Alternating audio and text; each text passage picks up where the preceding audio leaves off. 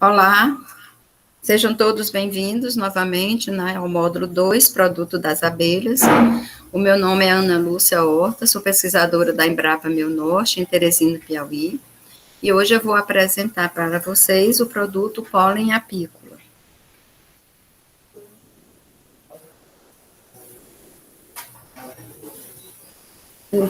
O termo pólen, ele é originado do grego pales, que quer dizer farinha ou pó, e se refere ao conjunto dos minúsculos grãos contidos nas anteras dos estames das plantas angiospermas e gimnospermas, e representa o gametófito masculino das plantas. Pela definição de Brasil 2001, pólen apícola é o resultado da aglutinação do pólen das flores, efetuada pelas abelhas operárias mediante néctar e suas substâncias salivares, o qual ele é recolhido no ingresso da colmeia. Cada grão de pólen apícola é um aglutinado de centenas de grãos de pólen floral. A composição do pólen, ela varia, e ela é muito complexa, né? Varia principalmente em função das espécies florais visitadas pelas abelhas, mas também com a idade e o estado nutricional da planta, as condições, né, ambientais e climáticas, as estações do ano, e por fatores, né, devidos ao seu processo de manipulação e armazenamento do pólen. Como o pólen, ele é um conjunto, né, de pólen de flores, a sua composição, né, ela é muito variada, né, ele é rico em carboidratos, ele é uma fonte muito nutritiva, né, e tem um potencial energético, por ser rico em carboidratos, lipídios, minerais, proteínas, além de vitaminas e outros compostos, como fitoesteróis e compostos fenólicos. Aqui mostra uma composição, né, média do pólen em 100 gramas de pólen. O maior constituinte são os carboidratos, né, principalmente frutose e glicose, sacarose e outros, variando de 13% a 55%, dependendo da origem floral, né.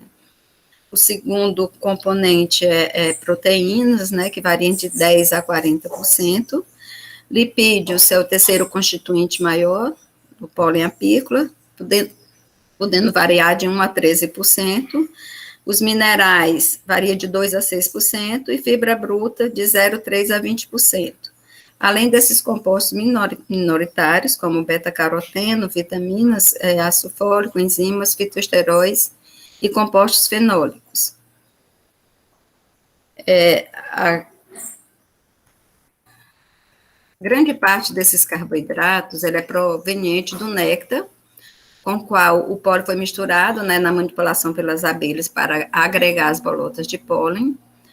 Os lipídios são essenciais para a produção da geleia real, porque as abelhas, elas produzem a geleia real, também utilizando, né, os lipídios. Os lipídios e açúcares contribuem para aumentar o suprimento de energia do pólen apícola.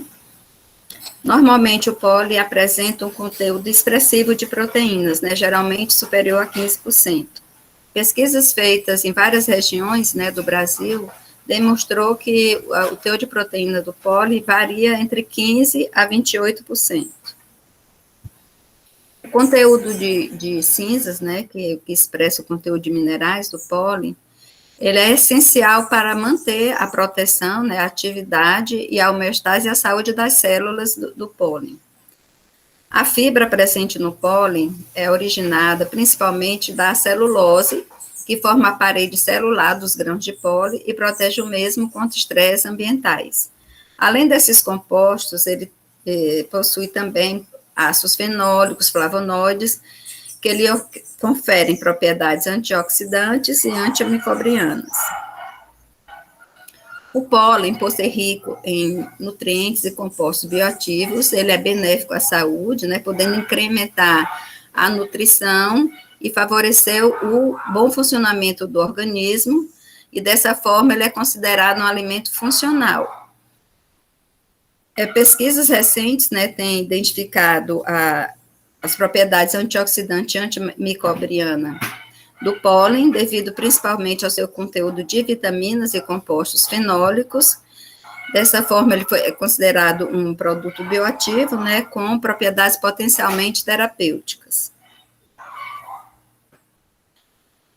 As abelhas, elas utilizam, né, o pólen como a fonte de proteínas naturalmente disponível, né, ela é a única fonte de proteínas naturalmente disponível para as abelhas, mas o pólen, além de proteína, eles fornecem também lipídios, vitaminas, carboidratos e sais minerais.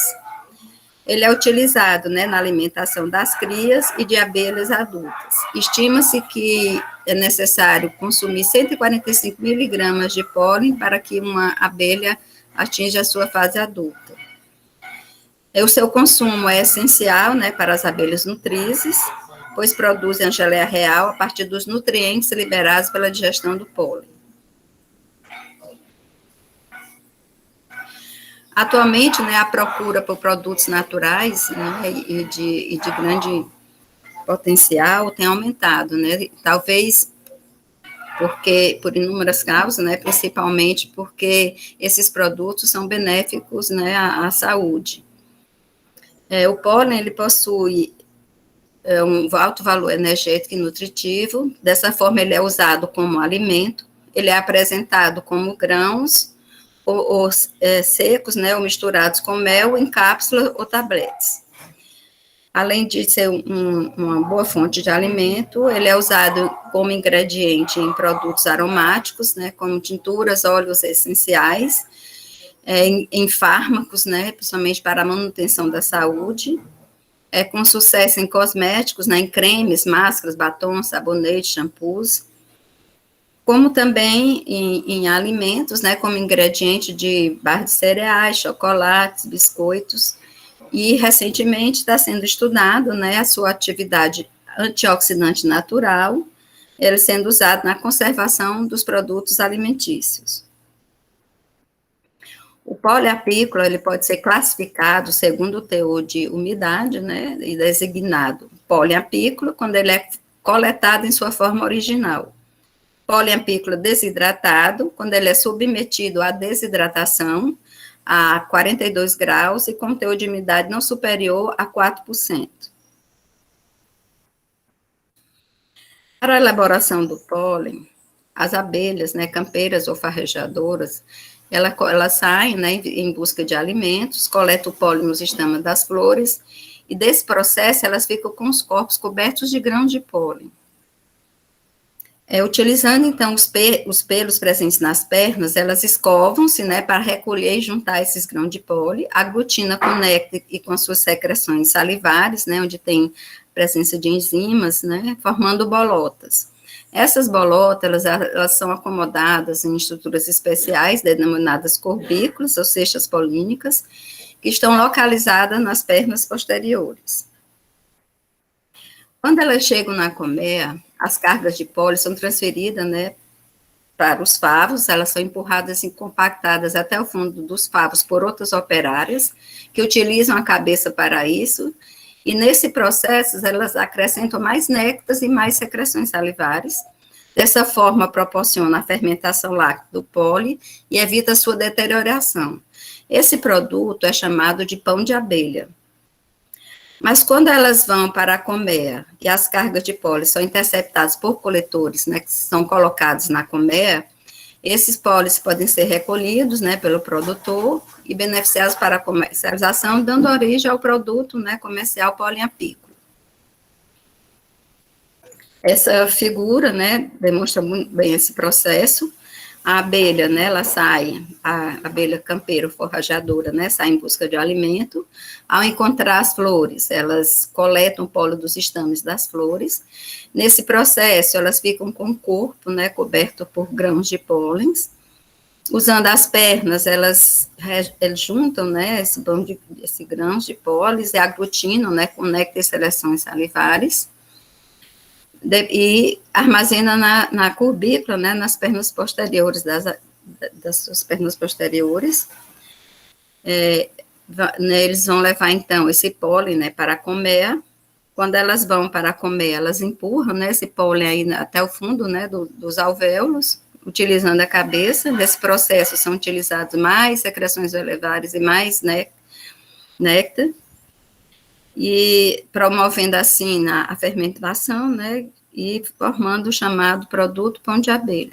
Mas quando essas abelhas seguem para a colmeia e encontram, né, coletores de pólen localizado no alvéolo na entrada da colmeia, essas cargas elas são interceptadas, né? Esses coletores eles têm uma grade que permite que a abelha passe, mas que intercepta o grão de pólen, né, caindo, né, numa gaveta situada abaixo. Essa gaveta ela tem uma tela, né, para não permitir a entrada da abelha. Nessa gaveta tem uma centena de tipos polínicos, né, que é chamado de mix polínico. Depois desse pólen, né, limpo e beneficiado, ele é comercializado, né, e é o chamado produto comercial pólen apícola. Quando o apicultor ele quer produzir, né, o pólen apícola para comercialização, ele tem que fazer um manejo adequado das colmeias, né, colocando esses coletores específicos. No Brasil, a produção de pólen iniciou-se na década de 80, mas a sua produção ainda é muito inferior em relação à do mel, né, e estima-se que a sua oferta não cobre a demanda do mercado. Eles são produzidos principalmente por pequenos e médios produtores, né, e cada produtor tem uma média de abelhas de colmeias produtivas, né, de 3 a 300 colmeias por apicultor.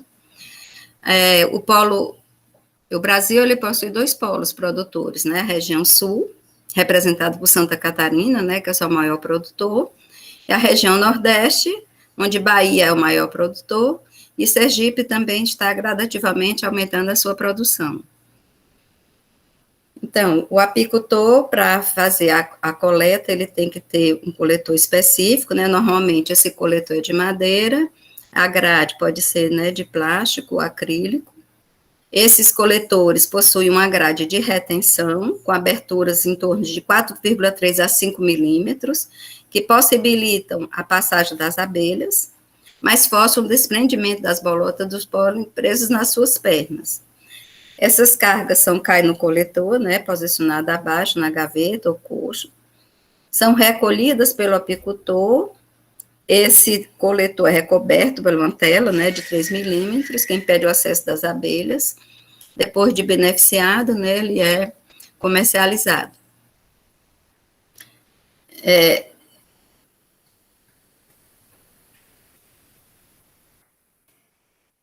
Para fazer o beneficiamento, voltando aqui um pouquinho, né, para fazer a produção do pólen, ele não deve ser feito de uma forma ininterrupta, porque as abelhas, elas precisam de pólen para a sua alimentação. Então, o ideal, uma forma de coletar, né, que seja suficiente para obter pólen para a abelha, é colocar esses coletores, né, durante 2 dias seguidos, e retirar um dia, né, para que as abelhas possam se alimentar. Mas esses períodos, eles podem ser modificados, né, dependendo da florada disponível. Por exemplo, em época de escassez de florada, deve ser diminuída, né, a coleta do pólen. Numa sala, né, específica de beneficiamento do pólen, inicialmente o pólen vai ser submetido a uma pré-limpeza, né, ele é espalhado, né, em bandejas, onde são retiradas suas impurezas, né, com o auxílio de uma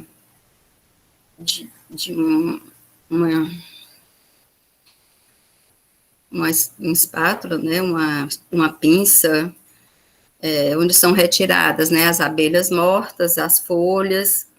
Depois de ser retiradas essas impurezas, ele vai ser submetido, né, ele é guardado, né, dentro de recipientes específicos, né, próprio para alimentos, e congelado em freezer por 48 horas, para matar, né, com o objetivo de matar ovos e larvas de insetos, ácaros, e evitar fungos e bactérias. Após esse período, né, de congelamento, ele vai ser descongelado. O ideal é que ele seja descongelado de uma forma lenta, né, para que aquela água que está, né, dentro dos cristais do pólen, ela pode ser reintegrada, né, ao pólen de forma lenta. Para isso, né, o pólen é colocado em refrigerador durante um período de 4 a 8 horas. Depois de descongelado, ele vai sofrer um processo de desidratação. A desidratação é feita em estufa, né, com circulação de ar, a uma temperatura de 42 graus centígrados, num período de 8 a 12 horas. Eles são espalhados, né, em bandejas com tela, em estufa, né, em grades. O revolvimento do pólen também, né, nessa etapa é importante, né, para que tenha uma desidratação homogênea. E no final do processo, ele não pode ter uma umidade superior a 4%.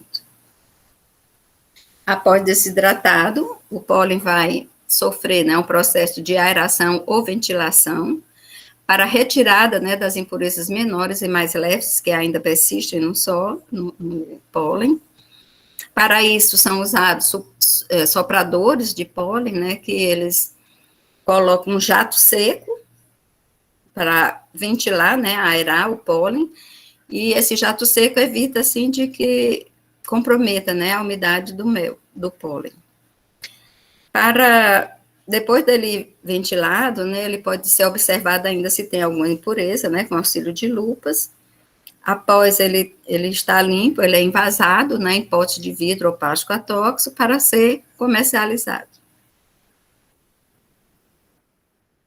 O pólen, ele tem umas características sensoriais próprias, né, de acordo com a sua origem floral, a sua cor depende, né, e o aroma também da flor visitada pelas abelhas, o seu sabor também é característico, o aspecto são grãos heterogêneos, né, de forma e tamanhos variados, tendendo a esféricos. A cor do pólen, ela varia, né, varia de acordo com a sua origem floral e também com o tempo após a colheita do produto. E com o armazenamento prolongado, o mel, ele vai se transformando, né, vai ficando mais escuro. Ele se apresenta principalmente, né, no tom bege amarelo, alaranjado e vermelho, também roxo, esverdeado, cinza e preto.